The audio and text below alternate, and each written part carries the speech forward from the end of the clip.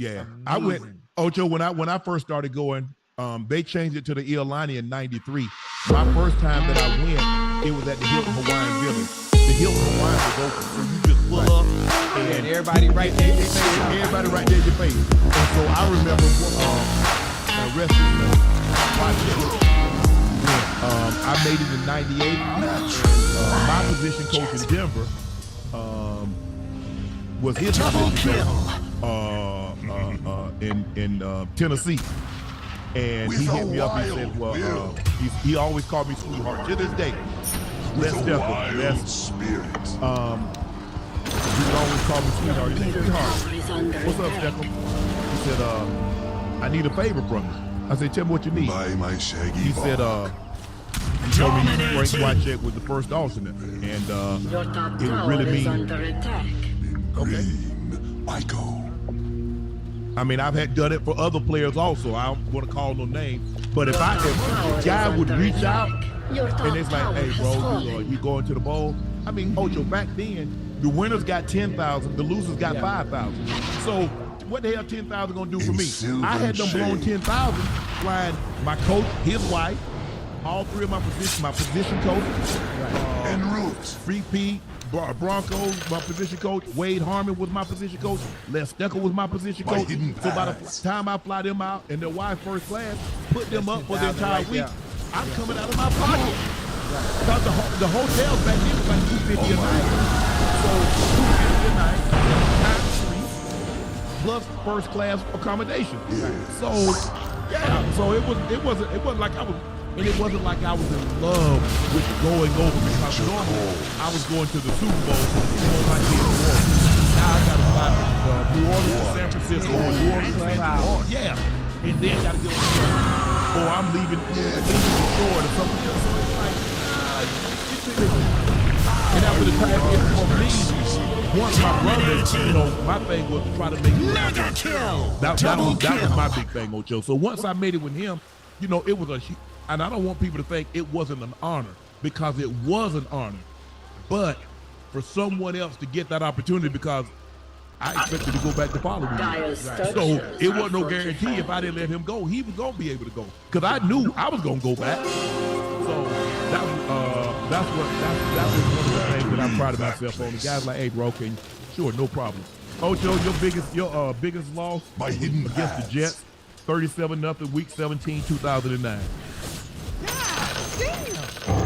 Ain't that bad? Just like me, 37-0. Wait, we didn't get a field goal? 0. As a matter of fact, they say y'all didn't even cross half field. Midfield. Matter of fact, hold on. You said 2009? Yep. Invisibility. That motherfucking Revis. That's that motherfucking year. So I go. And the Jets defense, man, the Jets defense was crazy that year. Yeah. You hear me? And matter of fact, I think the might have been with us that year too. That guy was defense, man, that year. Well, it was hell. You hear me? And they beat, and matter of fact, I think they finished the following week after that too. Did y'all the playoff? That's what I'm saying. Boy, that's like when you act a fool, you act a fool somewhere, your mama tell your ass up,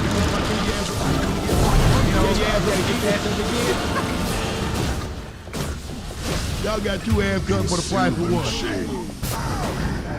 But you know what, back in the day, Ocho, my grandma like was Eagles, and she would remember stuff from like a month ago or 2 weeks ago. I was supposed to tell your ass up then. I'm like, whoa. Right, for this. Yeah. Come on, Brady. Hey,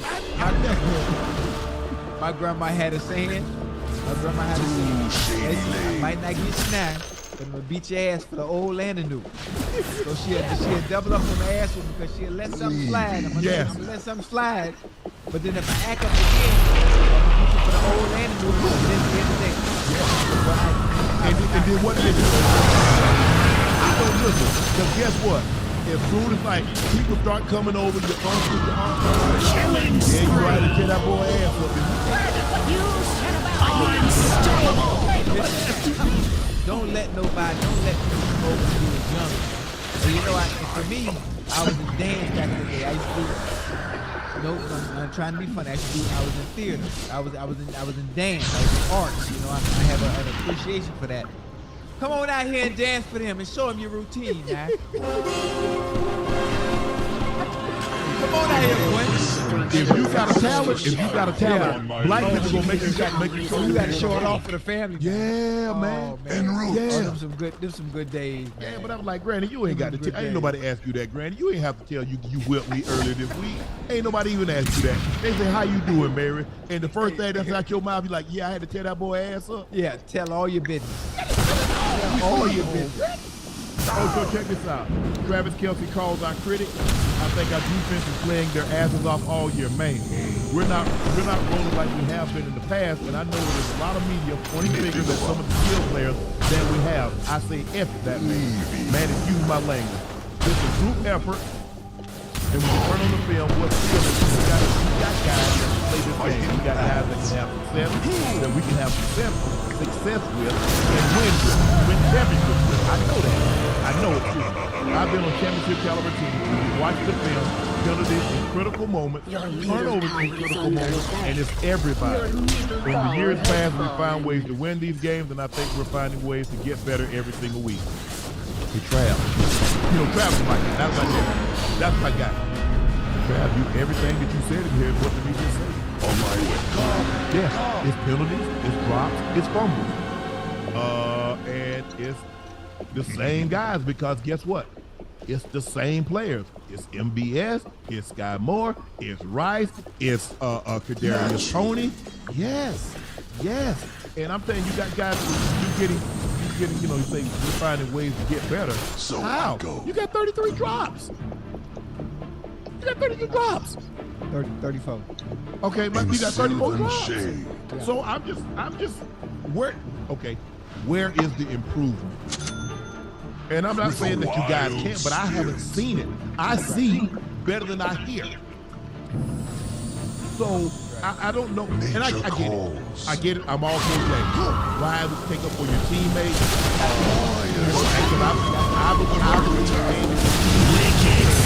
That's the whole deal what they did, and the officials, and say all that stuff because they didn't want to say something to Kadarius Toney. That wasn't because you know, Ocho, sometimes you could like be mad, you get mad at somebody, and it's really not about them. Somebody else really made you upset. Pointing your anger, double kill, and it's misguided. So they said what they said, and they come back and retract what they said because you saw that man lined up a damn foot out the ball. From the sideline, you couldn't even see the ball. Yeah. But I mean, we talked about it. There's no need to beat a dead horse. But I mean, it's unfortunate. I understand where Travis Kelce is coming from, especially somebody like him who is one of the leaders of the team, to be able to come out and say, you know, all right, as a team, we made mistakes. Some of those mistakes are costing us.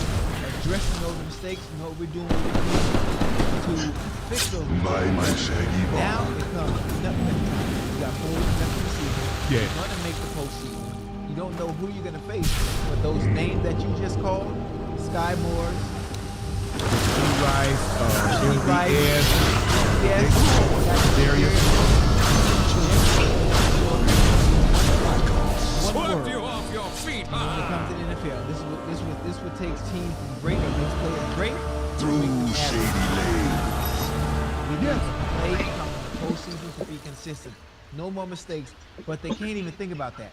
This is the one thing those receivers are going to have to do. You have to forget everything that's happened. Forget about all the drops. Unstoppable! You're not going to be yourself unless you're playing free without thinking. Killing spree! You're worried about, oh, well, the media said this or the media said that, and you're not playing yourself. It ain't gonna work. You're gonna fuck up. You're gonna fuck up. And the worst thing about not having confidence, oh my God, that is the worst thing to have. It's everything. The confidence is everything. You can't play at a certain, you can't play period without some confidence, but the more confidence you have, the better you are. I mean, you look at the players that believe that are the best, they believe they're the best. They walk on the field saying, I'm the baddest mofo out there. And they sincerely, wholeheartedly believe it. Because the guy, matter of fact, Dominating! No, but you come goddamn close. Right. Because you leave it. And that was the greatest thing. I mean, when we'd have guys playing other than John, and we come off the side, and we're not, or we be in practice, and we coming off the field, and they threw the ball somewhere else, and Mike would tell him, "Do you know who the F that is? You 84. He's going to the Hall of Fame. Throw him the effing ball." Or you on the sideline, and your teammate, hey, y'all can stop 84. You know they say, "Hey, Ocho, cook him, Ocho, get him." I'm like, "Oh yeah, hey, you heard what they said. I got to get you. Yeah. you got to wear this L." So Kyle Shanahan was asking about Brock Purdy. The only reason I wouldn't overly commit on either one of them because I don't want to cancel each other out. But if any non-quarterback is going to get an MVP, I don't know how it's not Christian McCaffrey. I mean, he's amazing in what he's done all year. If a quarterback, then I have to talk about Christian. If it's going to be a quarterback, then I don't have to talk about Christian. I can talk about our quarterback. And if his numbers is all you see, I think that solves it. But if you watch the film, it makes it an even stronger, which to me is the most important thing. 30 passing yards, 3,350, 35, 53, second in passing touchdowns, 25, while ranking 22nd in passing attempts. So he's putting up these numbers, not throwing nearly as many passes. So in other words, he's more efficient with the passes that he does throw, with a higher touchdown percentage than the other quarterbacks. And he's number one in QBR. Dak Prescott, who I believe is his chief competitor, ranks fourth. What is he? 48 yards behind. First in passing touchdown, 58. Ranked sixth in passing, and he's second in QBR. So it's going to come down to, like I said, when we talk about it, this horse race, and down the stretch they come. C-Mac is first in rush yards, 1177. He's first in rush yards per game, 90.5. He's second in rush touchdowns, 12. And that's holy shit! I love this 49ers. That juggernaut. Holy shit! Double kill! It's just almost I made the comparison before you and I talked about it, and I compare it to that Warriors team that had Steph, goddamn KD. I mean, like, god damn, you can't go no wrong. And then when you look at it,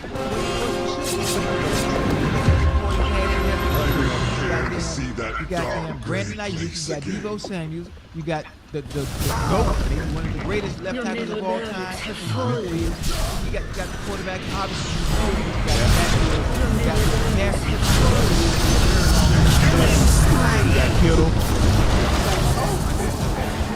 I'm sorry, Kittle. You got Kittle. I mean, you got a superstar. When I think about it, so I'm thinking,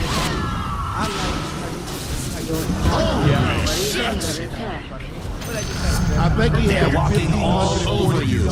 What are you going to do about it? Off the top of my head, I don't know. I don't have it right in front of me either.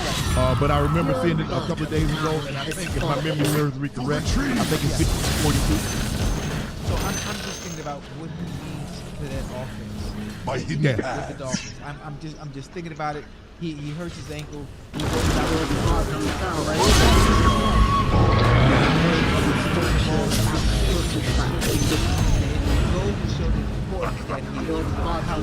Is under attack. He's not even a quarterback. You were able to see that visibly, pure as day, and I think that's why they lost. Those two quarters hurt them because, to me, with Tyreek being on the field, I think that's 14 goddamn points.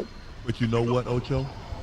What he did by not playing, but maybe a couple of plays that game on Monday night, he took all the Tua votes away that Tua could possibly get for MVP. He took them away.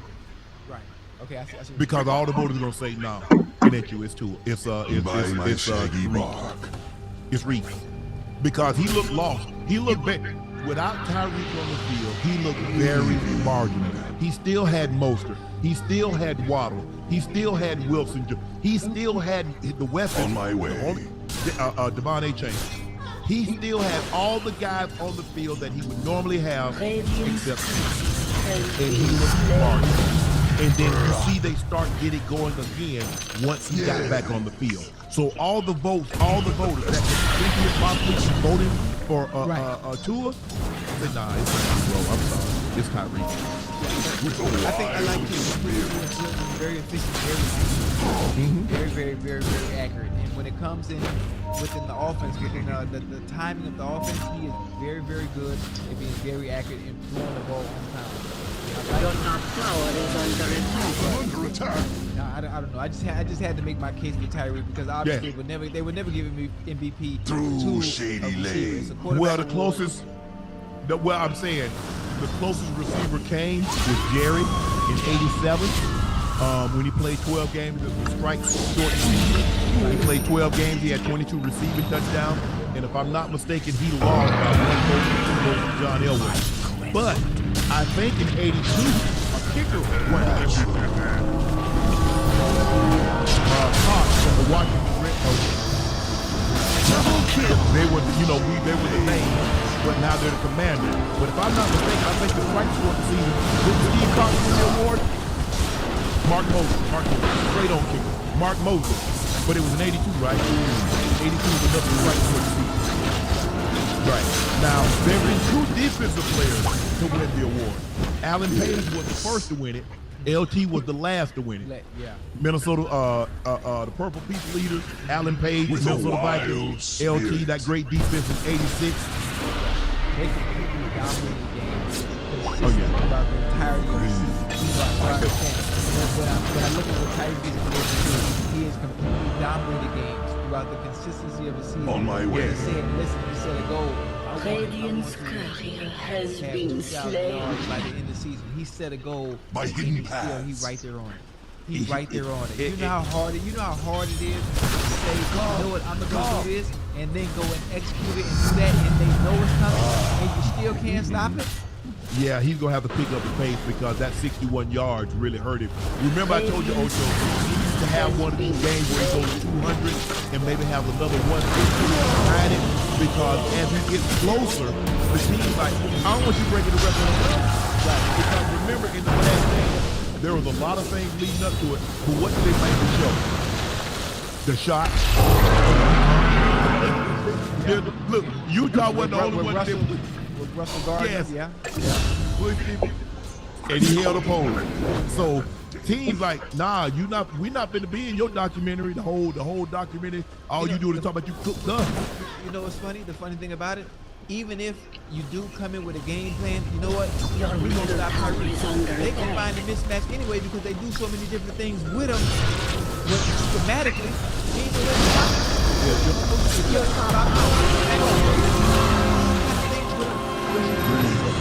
Find ways to get the man the ball, no matter what. But in that situation, I think it's going to be different. Because if it's close, let me tell you why. You remember when Jerry Rice Day, his last game in '99, when he was 49ers? No, he was with the 49ers. And they played the Bears. And they had a Jerry Rice appreciation day. Because they said, we're not going to let Jerry Rice play. And the next thing you know, T.O. got crazy. So that's what they're like. Jalen Waddle might have 300 yards.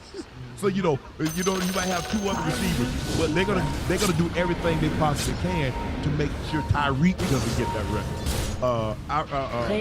Hold on. I remember also Jamal Lewis. I think Jamal Lewis needed like 100 yards against the Steelers to break ED's record.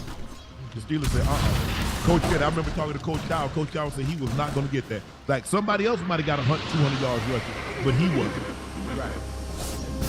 Three more Cowboy players have the flu. Michael Parsons is fully recovered from the flu. Remember, he was suffering last week, but is making his rounds through the locker room. Gilmore, Brandon, and Jalen Tolbert are all battling it now, and I think they missed practice today. Have you ever had anything like that come through your locker room? No. No, not that I can remember. And it Nate. so long. Yeah,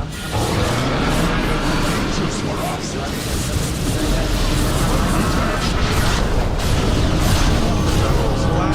killing spree. Triple kill. Man, Dominating.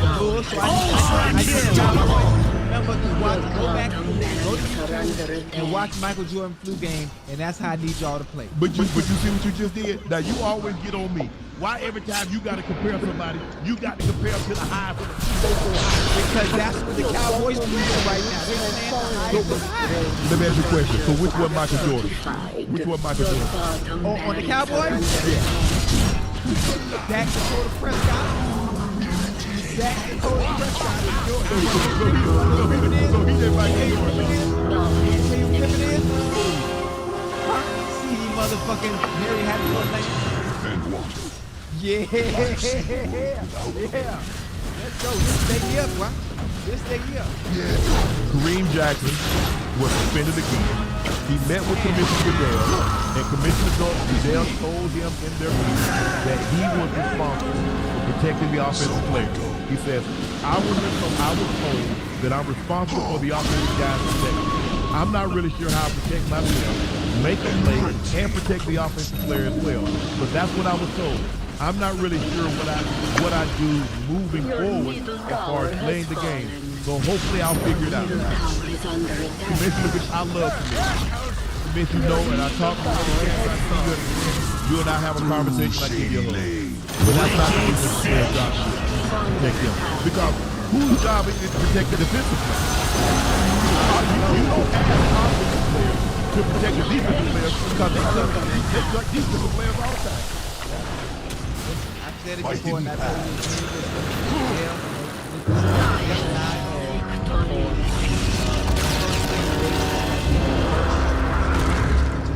which is kind of weird.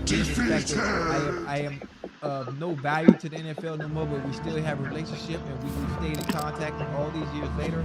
But the NFL has handicapped defensive players so bad to the point where one of them are going to end up hurting themselves because you can't play football the way we've always played. There's no way to learn and adapt in new ways to tackle. It's impossible at this stage. It's just nothing you can do. Because it defies physics. Nothing else. Everybody got bigger, faster, and stronger. But the